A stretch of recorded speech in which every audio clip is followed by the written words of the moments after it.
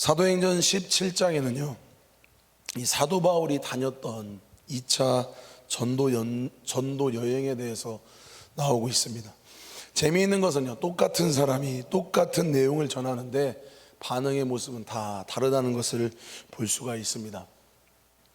첫 번째, 데살로니가 지역에 있는 유대인의 회당에서요, 바울은 몇 주 동안 예수 그리스도의 죽으심과 부활에 관해서, 그리고 예수가 그리스도 즉 구원자 되심을 증거할 때마다 이 경건한 헬라인의 큰 무리와 적지 않는 귀부인들이 예수님을 믿게 되는 것을 데살로니가의 이 지역을 통해 볼 수 있습니다.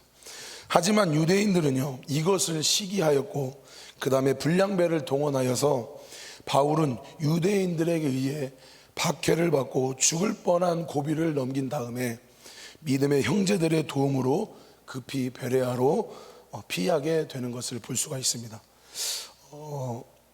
이 핍박 가운데 복음의 씨앗을 뿌린 이 데살로니가의 사역은요, 그 이후에 아름다운 열매를 맺게 됩니다. 이 주의 모든 교회와 믿는 성도들이 모범이 되는 이 데살로니가 교회가 세워지게 되고 모든 믿는 자의 본이 되었을 뿐만이 아니라 하나님을 향한 믿음의 소문이 각처에 퍼졌다라는 것을 볼 수가 있습니다. 또 바울이 데살로니가 말고 아덴이라는 지역에서 복음을 전했습니다.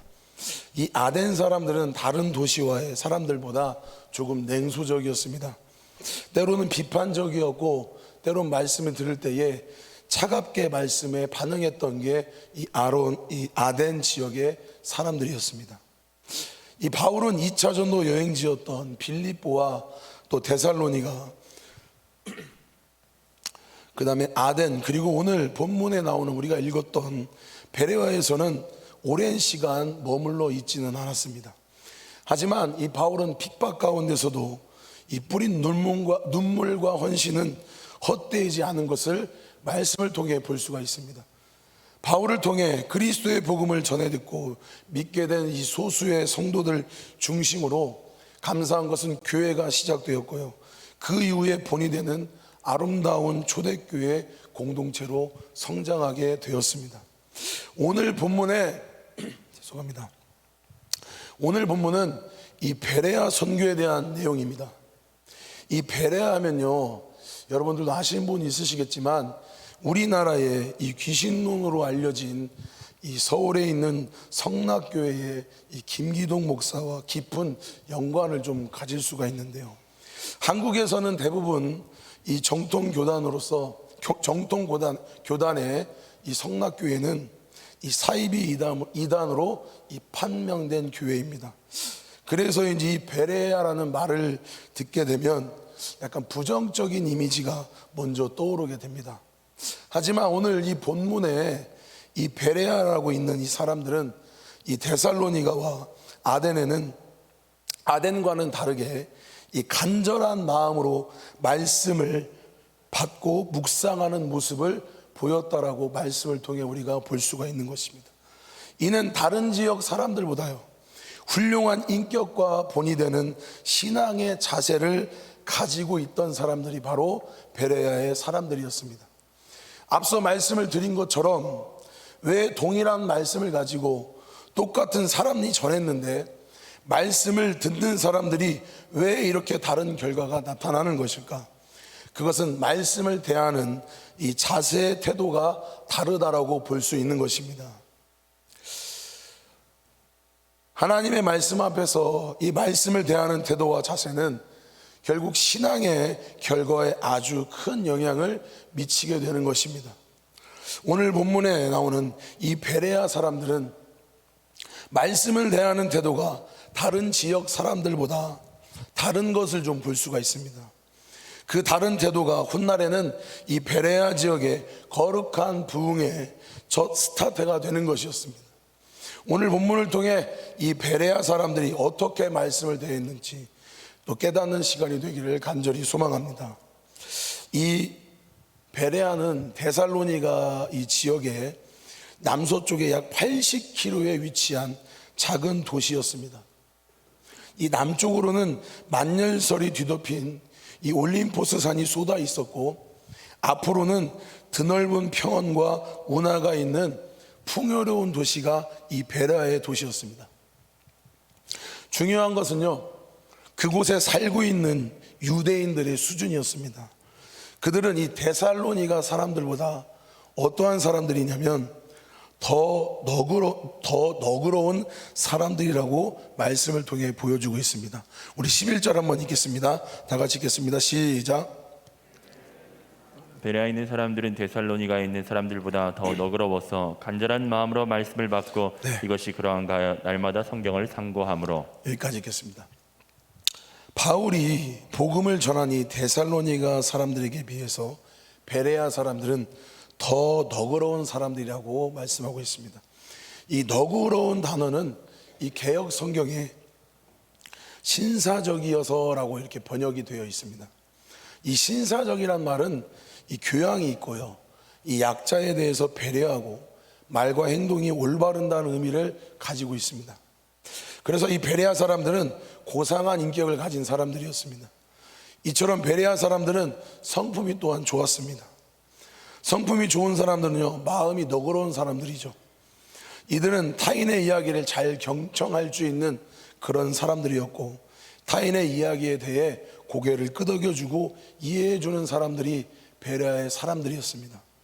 그런데요, 이 베레아 사람들은 이 좋은 것은 타고난 성품만이 아니라 그들의 복음이 받아들일 이 태도가 더 놀랍다라는 것이었습니다. 11절 제가 다시 한번 읽겠습니다. 베레아에 있는 사람들은 데살로니가에 있는 사람들보다 더 너그러워서 간절한 마음으로 말씀을 받고 이것이 그런가 하여 날마다 성경을 상고함으로. 그렇습니다. 이 베레아 사람들은요, 바울이 전하는 예수 그리스도의 생명과 진리를 간절한 마음으로 받았다라고 오늘 말씀을 통해 볼 수 있습니다. 어떻게 해요? 간절한 마음으로 받았습니다. 여기서 이 간절함이라는 것은 준비가 되어 있다, 선입견 없이 경청하다라는 그런 의미입니다. 그들은 바울을 통해서 전해지는 하나님 말씀을요, 대충대충 건성건성 들은 게 아니라 말씀을 들을 때마다 말씀이 열려 있고 준비가 되어 있다라는 것이었습니다. 선입견을 버리고 이 진지하고 간절한 마음으로 베레아 사람들은 하나님의 말씀을 들었다라는 것입니다. 마치 이 스펀지가 물을 빨아들이듯이 하나님의 말씀이 선포될 때마다 그 말씀 하나하나를 받아들였다는 것이었습니다. 오늘 이 하나님의 말씀에 대하는 우리 또한 하나님의 말씀을 이 받아들일 마음이 우리가 열려 있는지, 우리가 하나님의 말씀을 하나하나 받기를 원하는 간절함이 우리 가운데 있는지, 또한 우리가 말씀에 대한 목마름이 있는지 우리의 자세를 살펴보셨으면 좋겠습니다. 이 베레아뿐만이 아니라 이 데살로니가 교인들도 베레아 못지않게 하나님의 말씀을 받을 때에 어떻게 받았냐면 사람의 말로 받지 아니하고 진정한 하나님의 말씀으로 받았다라고 이렇게 성경은 보여지고 있는데요. 우리 데살로니가서 2장 13절 다 같이 읽겠습니다. 이러므로 우리가 하나님께 끊임없이 감사함은 너희가 우리에게 들은 바 하나님의 말씀을 받을 때 사람의 말로 받지 아니하고 하나님의 말씀으로 받음이니 진실로 그러하도다. 이 말씀이 또한 너희 믿는 자 가운데에서 역사하느니라. 이처럼 하나님의 말씀을 사람의 말로 받는 성도들에게서는 강단에서 전해지는 이 메시지가 마음속에 아멘으로 받아들이지 않을 것이며 또 영적 성숙에 아무런 도움이 되지 않을 것입니다. 하지만 하나님의 말씀으로 받아들일 때 그 말씀이 믿는 자 속에 역사하실 줄 믿습니다. 여러분, 하나님의 말씀을 듣는 성도 중에서 이 좋지 못한 세 가지의 모습이 있다고 합니다. 그 모습은 뭐냐면, 첫 번째는 비판적인 자세이고요, 두 번째는 비교하는 자세이고, 세 번째는 비몽사몽의 자세라고 볼 수가 있습니다. 첫 번째, 이 비판적인 자세는 설교를 사람의 말로 받기 때문에 이 설교자의 어투나 또 제스처나 예화나 본문 해석이나 이 설교 시간이 길고 짧음, 이 모든 것들이 이 사람에게 있어서 비판거리가 된다고 합니다. 이 두 번째, 비교하는 자세는 다른 설교자와 이 설교를 비교하기를 좋아한다고 합니다. 장점을 보기보다 단점을 찾아낸다는 것이죠. 세 번째, 이 비몽사몽의 자세는 말씀 그대로 말씀 시간에 깨어있지 못하고 졸면서 예배 시간 끝날 때는 누가 깨워주지도 않았는데 기가 막히게 알람을 맞춰 놓은 것처럼 축도할 때 바른 정신으로 깨어있는 사람들을 의미하고 있습니다. 사랑하는 성도 여러분들, 이 하나님의 말씀이 나를 살릴 말씀이라는 걸 믿으십니까? 말씀이 나를 회복시킬 것이라는 거 믿으십니까? 또한 말씀이 나를 성장시키고 성숙시킨다는 걸 믿으십니까? 이처럼 말씀이 나를 살리고 회복시키고 성장시키는 것을 믿으신다면 혹시 내 안에 비판하거나 또한 비교하거나 이 비몽사몽의 자세가 있으면 오늘 본문의 베레아 성도처럼 간절한 마음으로 말씀을 잘 들을 수 있는 우리 살아가는 성도님 되기를 간절히 소망합니다. 여러분, 특별히 어떠한 상황에서든지 우리 인생에 어려움이 있고요, 문제가 있고 아픔이 있든지 어떠한 상황에서든지 우리는 항상 말씀을 찾으시기 바랍니다. 말씀을 구하셨으면 좋겠습니다. 특히나 이 코로나 가운데서 우리가 더 간절히 말씀을 붙잡고 이 어려움을 이겨내는 사랑하는 성도님들 되기를 축복합니다. 여러분, 우리 교회가 이 코로나 가운데에 영적인 성숙과 성장을 위해 말씀을 가까이 하기 위해서 바이블 챌린지로 다양한 방법이 진행되어지고 있습니다. 3분 묵상, 그 다음에 잠언 묵상, 우리 신약 통독이 진행되고 있는데요, 저 또한 이 중등부 학생들과 잠언 묵상을 같이 하고 있습니다. 이 매번 잠언 묵상을 할 때마다 느끼는 것이지만 매일 한 장씩 통독되어지고 있는 우리 담임 목사님의 감미로운 목소리는 묵상을 더 깊게 빠져들게 만드는 놀라운 능력이 있는 것 같습니다. 다들 동의하시죠? 네. 혹시 바이블 챌린지를 시작하지 않으셨다면, 성도님들 계신다면 잠언 묵상을 적극 추천해드리고 싶습니다.